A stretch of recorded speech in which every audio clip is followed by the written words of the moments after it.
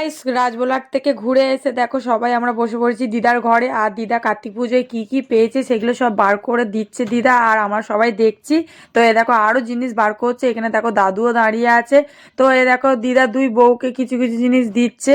আর শুধু দুই বউকে না, আমাদের সবাইকেই দিয়েছে। আর এখানে দেখো আমাকে অনেক কিছু ধরতে দিয়েছে আমার ছোট মামা। তো এখানে দেখো গাইস সবাই বসে বসে হাসাহাসি করছে, গল্পও হচ্ছে। তো খুব ভালো লাগছিল এই সময়টা, খুব আনন্দ লাগছিল, খুব মজাও লাগছিল। ঠিক আছে, বড় মামার মেয়ে দেখো বসে বসে হাসছে।